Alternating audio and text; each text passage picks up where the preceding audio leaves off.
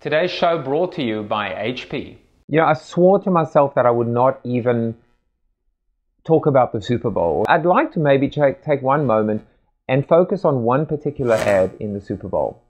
It's the Google ad. It was snuck in or sneaked in at the last minute, so much so that Bob Garfield, who was actually traveling to the conference, he was delayed because of the snowstorm in the Northeast. He actually didn't even see the commercial. He'd seen them all, but not that one. They got it on or got it in at the last minute. And they probably paid a deep discount for it as well. So, you know, whilst you might think of it as excessive, Google's pretty frugal and pretty smart with how they allocate their dollars. So here's the question. Was it the big winner or the big loser? There's, of course, that Marshall McLuhan statement, the medium is the message. Well, let's talk about the medium and then we'll talk about the message. As far as the medium was concerned, I had a problem with the Google spot because I think it sent out the wrong signal. It sent out two signals. Number one, Google needs to advertise. Google can no longer rely on word of mouth and community and organic, even exponential growth. That to me sends a sign of weakness, that they almost are mainstreaming or saturating or maybe feeling the pressure from Bing that they actually need to advertise. Google's success story is that they never did need to advertise. The second problem I had was a strategic concern. Google goes to advertisers saying, they don't say this, but the message is the same. Don't advertise on the Super Bowl, rather put your money in search. Instead of CPMs, you should be thinking about, pay per click. You should be thinking about only paying for performance. So they're going out to businesses saying it's all about accountability, measurability, and transparency. But on the other hand, now they're kind of speaking out of both sides of their mouth. And I would think as an advertiser, I would be getting mixed messages from Google.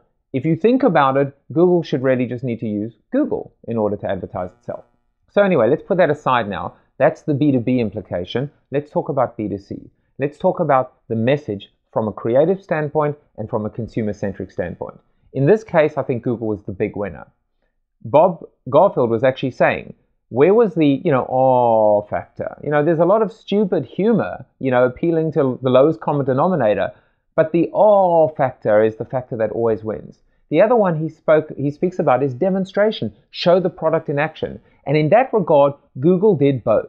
They told a story, so that's, one gold star.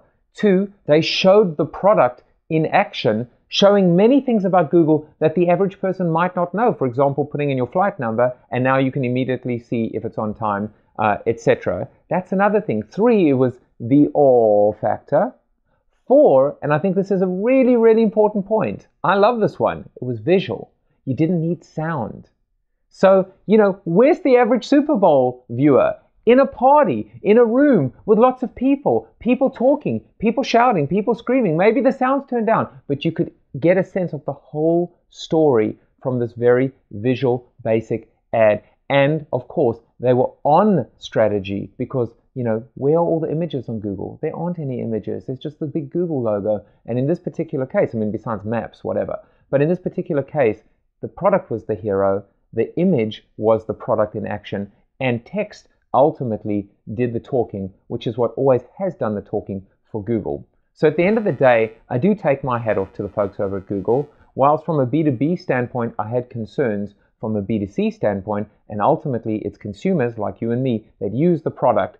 They did brilliantly. So well done, guys. Flip the funnel now. Pick up a copy of my new book, available wherever books are sold.